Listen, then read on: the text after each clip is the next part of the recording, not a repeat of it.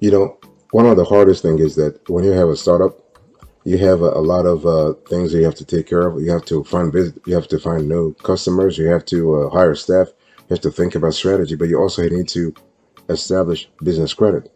And it can be really complicated. Sometimes it's just like you have a lot of stuff on your plate, and it can be very complicated. So into this conversation, what I want to do is I want to actually break things down for you. I want to clarify the whole process for you, so you can actually embark on this journey more comfortably, more confidently. And so let me here. So here's the overview. What you really need to think about when we talk about startup business credit. We're speaking about a constellation of options. Okay, don't you think that you only have to have like one type of credit? In other words, you need to think about business credit in terms of diversity. Don't put all your eggs in the same proverbial basket. Okay, you want to think about net 30 vendors. You want to think about business credit card issuers. You want to think about business lenders. You want to think about a constellation of things. As a matter of fact, when we think about business credit cards, it's not just about like your traditional business credit cards from like Chase or Bank of America or Citi. No, think also about business gas cards, for example, or business like store business credit cards. Like when you get a business credit card from let's say from a store like Walmart or from Costco, for example, you can actually build business credit with those too. Okay, so it's really important. Now, the question is, how long does it take to build business credit? Let's say you're a startup. Like, let's say you just started like yesterday. How long can you actually expect? You know, the thing is that think about 6 months. Okay, don't you let people razzle dazzle you with titles on YouTube talking about, yes, I could raise my business credit in 30 days. This is bullshit. They are lying to your face. Okay, you'll never raise your business credit score in 30 days. You will never raise your personal credit score for that matter in 30 days. Don't you listen to those falsehoods. It takes 3 to 6 months minimum to build solid business credit. But you know what? The thing is that it is worth it. It is worth it because once you have a good business credit score, let's say you have a PDES score of at least 80, that's the minimum here. You have access to better credit. You have better, like you have lower APRs. You are able to have longer terms when it comes to net 30 vendors. So your net 30 all of a sudden goes to net 45 or net 60. And so it's just really fantastic.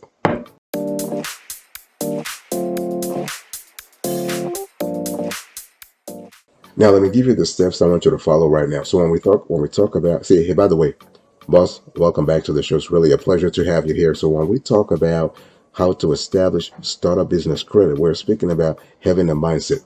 We're speaking about just having a formula for success and applying. Like you need to consistently work on that formula. So the first thing I want you to do right now is you need to register your business. I don't care. See, the thing is, you might be thinking, well, I'm already registered. Are you? Are you really registered?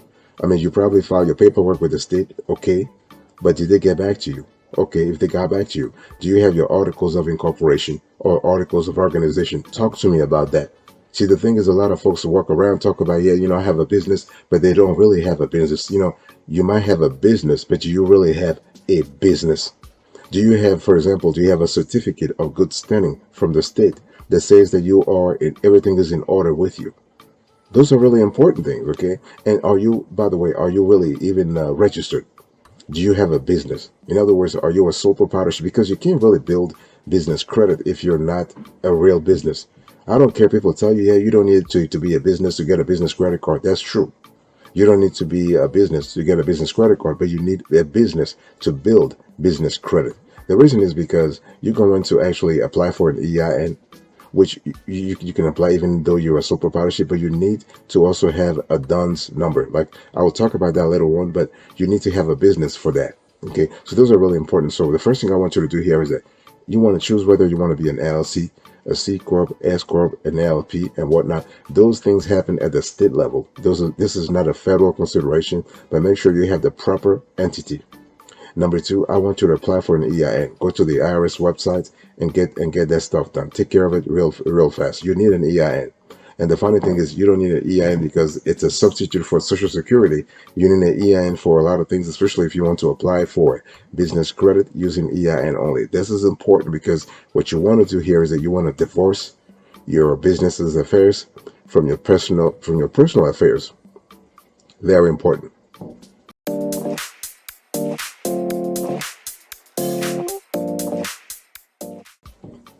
The third thing I want you to do here is to actually open a business bank account.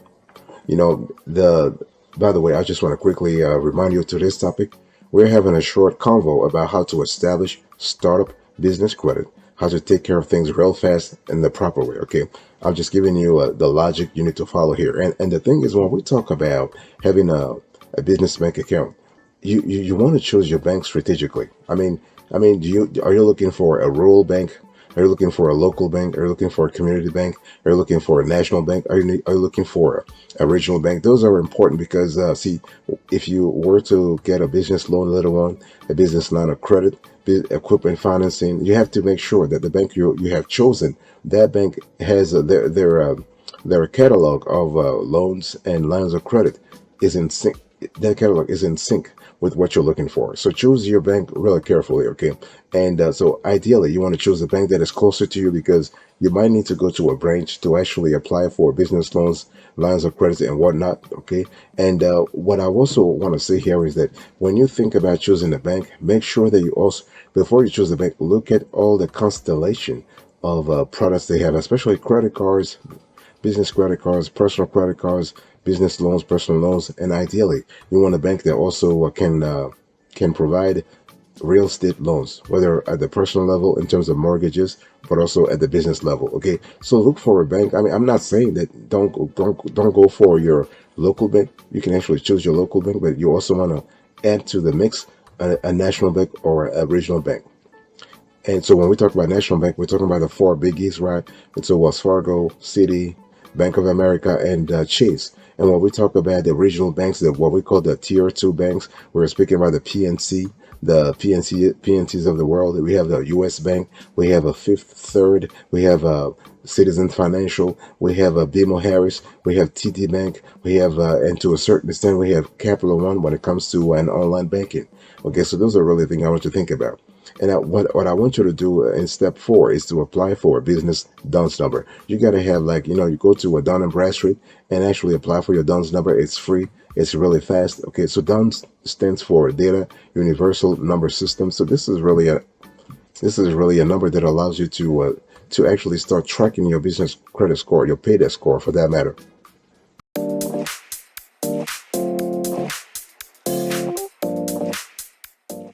The next thing I want you to do here is to apply for a business loan, credit card, or line of credit. So the thing is that, what, if you are a startup, what's going to happen is that you're going to have a lot of banks that really will not trust you. And don't take it personal. I mean, it's not about you. It's just business. They're just trying to cover their asses too, okay? And the thing is, you got to ask yourself, what kind of loan are you looking for? What kind of credit card are you looking for? What kind of line of credit are you looking for? Be very strategic in the product that you choose.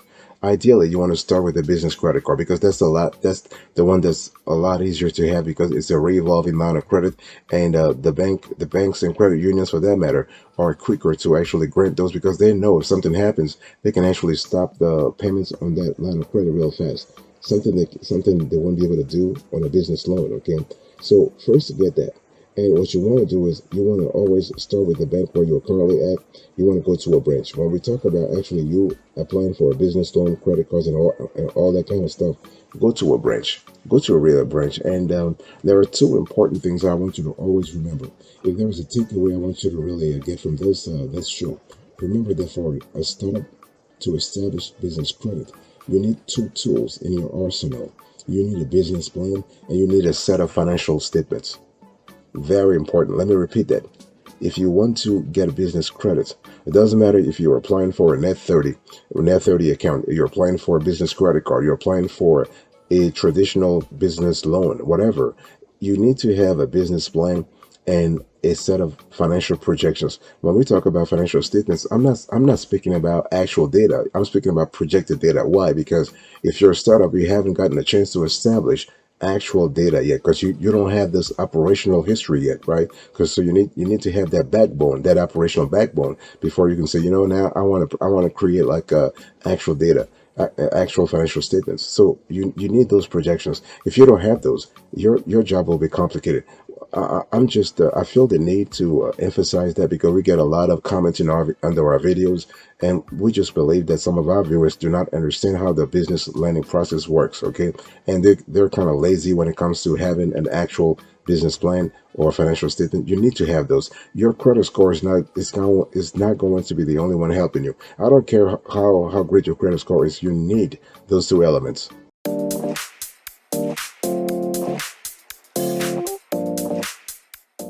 What you want to do next is you want to open trade lines with your vendors and suppliers. Okay, by the way, I want to quickly remind you of today's conversation. The topic that we are addressing in today's convo is how to establish startup business credit real fast. Okay, and so when we talk about opening trade lines with your vendors and suppliers, what's going to happen? There are three things that are going to happen. Three things. So you see, if you are a startup, you it's a quote unquote a lot easier to first open a business checking account, right? So what you want to do is once you do that, you want to apply for credit, for business credit at your bank, because they know you have already given them all the, I would say, the contextual information about the business. So they know a lot about the business. So they were more likely to approve your very first business credit card, for example, or your very first business loan. So once you have that, you are going to use the bank as a reference, as a professional reference, to actually start talking with your vendors. And what you want to do here is that you want to open trade lines. And please, don't worry about the amount of a trade line they give you, the amount of credit they give you. You want to start little. The most important thing is there are two things that you need to really you need to zero in on. You want to choose net 30 vendors that report to Dun and Bradstreet, and the other two CRAs, the other two credit reporting agencies. So you want to choose a net 30 vendor that reports to Experian Business and also Equifax Business. This is really important. So once you have that's the first one. The second thing is you want to have this sort of this net 30 or net 45 sort of feature. This is important because if a vendor trusts you to give you credit, to actually trust you to pay them 30 days after delivery of the goods or service, that means that you are credit worthy. So this is really important. Okay, we have actually covered on another show the top 10 or top 15 net 30 accounts that report to all the three CRAs. So you might want to avail yourself of that show if you are interested, or if you can't find it. Let us know in the comment section. We'll just send you the link, and you can watch that show, and so you have a clear idea of what the net 30 vendors are, and then you can start like contacting them. A lot of them are like online, like they have online establishments, they have online stores. You can just order, and that's it. You can gradually build your credit that way, your business credit that way.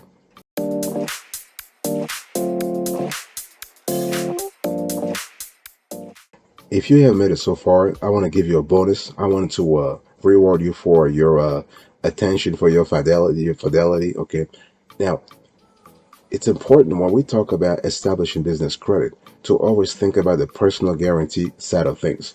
Ideally, you want to build business credit without a personal guarantee because, as I said before, you are trying to divorce. You are trying to separate your personal affairs from your business's affairs, and this is the ideal way because, again, you don't want to expose it. Like stuff happens, and it's really important that now the way you do it is it's to go back to what I just told you. The two things you want to have a business plan, and you want to have a set of financial projections. The thing is, you need to actually instill trust into the whole business credit equation.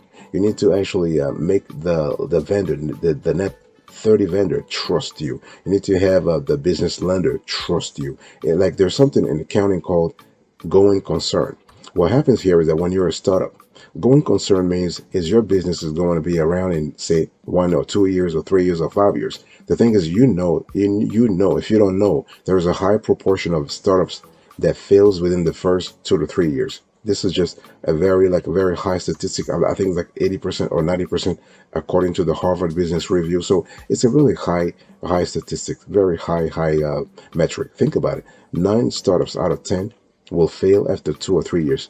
So the bank is thinking, hey, listen, we need to cover our asses. We need to really have a way to say, okay, if this business were to go down, how do we actually recoup our losses? How do we recoup our investments? This is why they ask for a personal guarantee. And so for you to actually Tell the bank to say, listen, please give me the credit without personal guarantee. You need to actually do a lot of talking. And when we talk about business loans, we're not talking about talking, we're talking about writing. Okay. So those two elements, your business plan, your set of financial projections will help you a lot. On top of that, if you have a great personal credit, this could also help because it means that you have already established at the personal level a sense of financial responsibility. So the bank is more likely to trust you if you were to apply for business credit.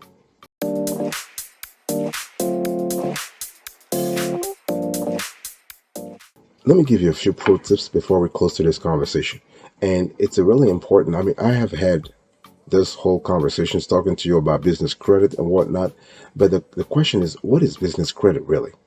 I mean, because, like you need to have a clear idea what business credit is so you can see, okay, I mean, obviously, if you are listening to this, if you're watching this show, you know that business credit is important. Okay, it is important. But how do you actually, what happens if you have what is considered a low score? What is considered a high score? Now, business credit is similar to personal credit, except that it's developed using your company's financial records instead of your own, right? So by building your business credit, you can apply for business loans, net 30 accounts, and lines of credit to use for company expenses such as renting or buying office space, buying equipment, paying employees, purchasing inventory, and whatnot.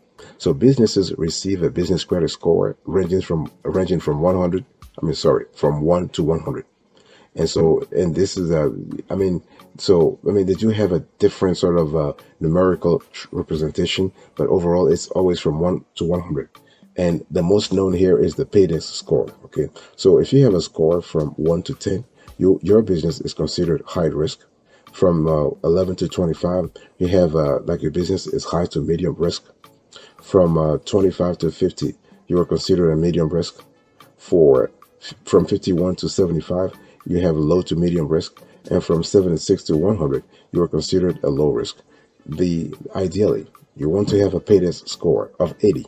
That's like the average. That's like the standard that most vendors go by. So if you want to have access to the better terms, the better repayment windows when it comes to business credit, you want to target 80. Okay, and so having separate business credit safeguards your personal finances, right, and assets from the fallout of your business. Like I said, you got to go back to what I just said about the statistics when it comes to startup failure. Okay, so you never know. Stuff happens. Been there, done that. So you never know. I mean, for instance, filing for bankruptcy or falling behind on business loans will not impact your personal credit score or place your home and other assets at risk of seizure. It's also advantageous if you have poor personal credit. Instead of relying on your credit score, you can establish and build business credit to qualify for loans, which you should do anyway. And it's a faster and more affordable option, especially if you have a lot of personal debts, let's say like student loans, for example, medical bills, mortgages, okay, to pay off. So if you have a good business credit, you are actually reducing interest rates on business loans. You can order products or services from vendors without needing to prepay. And we're talking about a large amount, okay? Like 5 digits, 6 digits, for example. And you have lower business insurance too. Lower business insurance rates. A lot of folks don't think about that. When we talk about business credit, it's not just about you actually having access to better terms in terms of credit. It's also about insurance. If you want to lower your business insurance, if you want to lower your business insurance premiums, you need to have good business credit, because those insurance companies, they are financial institutions, so they check your business credit too. Okay, they are important.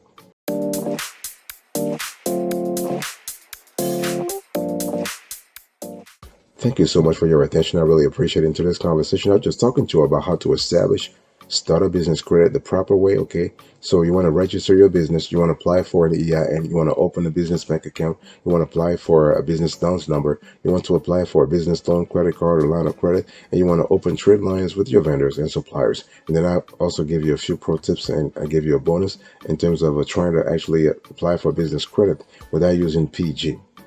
I hope this actually added value to your life. I will see you next time, but until then, remember, stay marvelous.